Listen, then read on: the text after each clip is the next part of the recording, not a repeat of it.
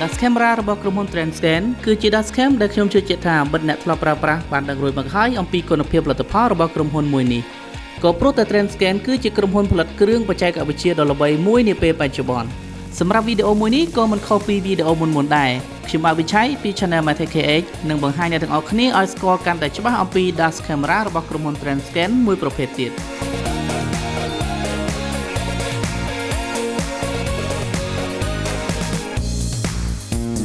Transcend Tri Pro 230គឺជា dust camera ត្រកូល Tri Pro ដែលមានគុណភាពល្អមួយដែលខ្ញុំនឹងបង្ហាញជូនទៅកាន់អ្នកទាំងអស់គ្នានៅក្នុងវីដេអូមួយនេះមិនបងអង្គយូរឡើយនៅពេលដែលយើងបើកប្រអប់ Tri Pro 230មកយើងនឹងឃើញមាន dust camera Tri Pro 230ចំនួន1 memory card ទំហំ 32G មួយគ្រាប់ជើងសម្រាប់ជប់កាមេរ៉ាជាប់នឹងកញ្ចក់រថយន្តដុំ power សម្រាប់ដោតនឹងរុនកន្ទុយបារីរបស់រថយន្តមួយនិងសៀវភៅណែនាំអំពីរបៀបប្រើប្រាស់ចំនួន1ផងដែរTri Pro 230គឺជា dust camera ដែលអាចថតវីដេអូបានកម្រិត Full HD 1920x1080 pixel ជាមួយនឹង lens ទូលាយ130 ដឺក្រេ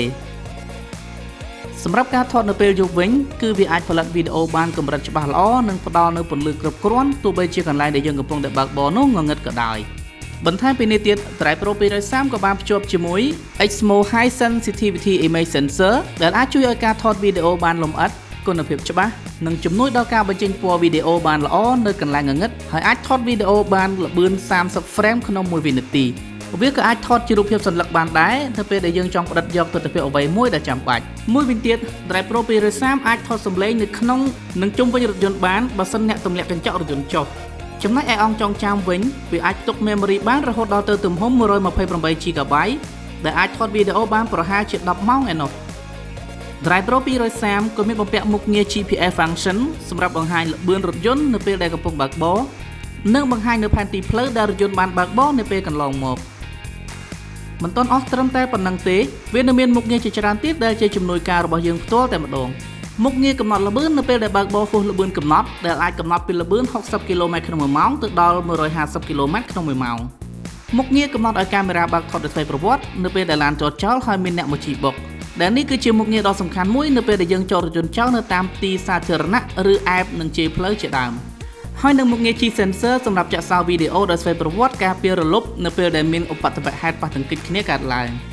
មុខងារជួយផ្ដល់សញ្ញារំញោចសំឡេងពេលដែលមានការបើកបរបដូរកន្លងផ្លូវមុខងារជួយផ្ដល់សញ្ញារំញោចសំឡេងពេលមានការបើកបរចរយន្តនៅខាងមុខខ្លាំងពេកមុខងាររំលឹកឲ្យយើងបើកភ្លើងឡាននៅពេលដែលយើងភ្លេចបើកភ្លើងឡាននៅពេលយប់ឬពេលងងឹតមុខងារកំណត់ម៉ោងឲ្យឈប់សម្រាកការពារអ្នកបើកបរអស់កម្លាំងឬងងុយគេងដែលអាចកំណត់ចន្លោះពី1ម៉ោងទៅដល់3ម៉ោង Dust camera Tri Pro 230ក៏មានភ្ជាប់មកជាមួយនៅប្រព័ន្ធ Cyclic ដែលថតវីដេអូវិលជុំនិងលុបវីដេអូចាស់ចោលនៅពេលដែល memory របស់វាពេញ Transcend Tri Pro 230អាចភ្ជាប់មកជាមួយកម្មវិធីទូរស័ព្ទដៃដើម្បីកំណត់ការមើល